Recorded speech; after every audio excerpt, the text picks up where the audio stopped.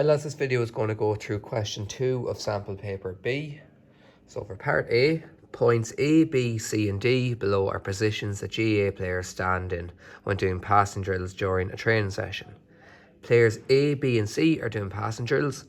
Join the points together and name the type of triangle they form. So it's going to be 2 types of triangles I can see from the second part as well. So I'm just going to use 2 different colours to show each one.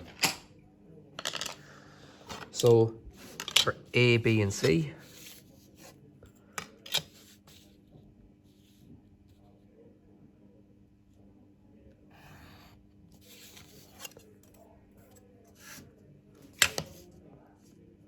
we join 3 of those together.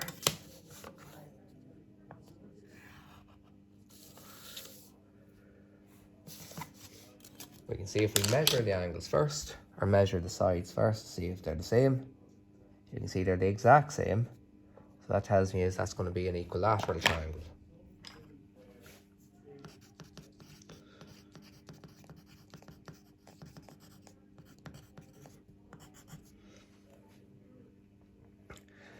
The next one. Players A, C and D are now doing passing drills. Join the points together and name the type of triangle they form. So we're going to get a different triangle this time. So A, C and D. So A to C. Rejoin those together. C to D. And D back to A. So we can see the same base once again, but this time the distance is further away. So B is further away from the base than D is. And if we measure our side here and our side there, we can see they're both the same. And we know that an isosceles triangle is a triangle that has 2 equal sides and therefore 2 equal base angles. So we have an isosceles triangle for the next one.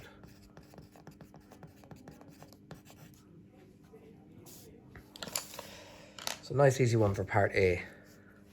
Part B then. Write in the following on triangle ACD above. A line measurement and an angle measurement. So for triangle ACD, this one here. So a line measurement, so for example, we could take the length of AD. So we can measure that there, and that works out to be 100. What I'll do is, I'll draw my proper measure lines. So I'll take a line out here, a line out here, and then put an arrow out here and there, and put down 100 for that. And then I can do a base angle for this one here, just very simply draw an arc like that, 2 arrowheads, and then measure the angle I have. So the angle here is looking at being 65 degrees.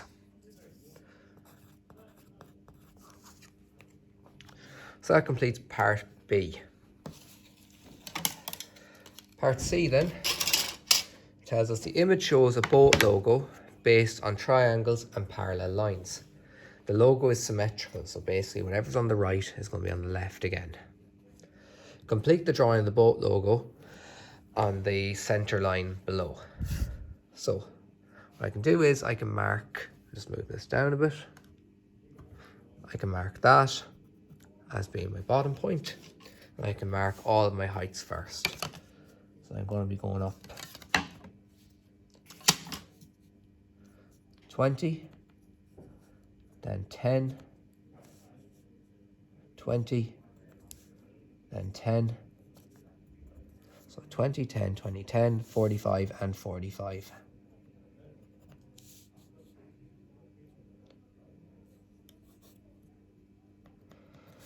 There's my top then. I'm told then that the width of the top triangle is a total of 70 mil. So I can go out here for my 45 height and mark off a line. 35 mil each side to give me 70 in total. So that connects to there and there. And it goes back down to there and there. And we can see the rest of these lines going out here and going out here, they're parallel to this line here and that line there. So I'm going to use sliding set squares for this. So keep with this angle here, slide it down, and keep taking all of these parallel up this way, and then do the same again on this side. So parallel there, and there, and there, and there. Now for the first one, we can see that on this side here, this line goes down to hit it, and that gives us the point where it's going to stop. So I can take that down lightly, and that's where it stops. And I can take that across there and basically do a mirror image on the far side. Join that back to there, that back to there, and the same on the far side.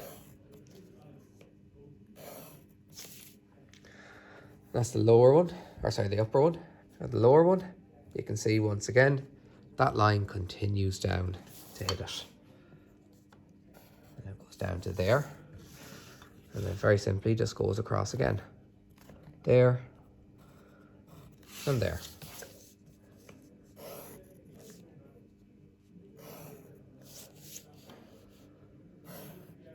And that completes that question. And there's nothing else about using colour or shading.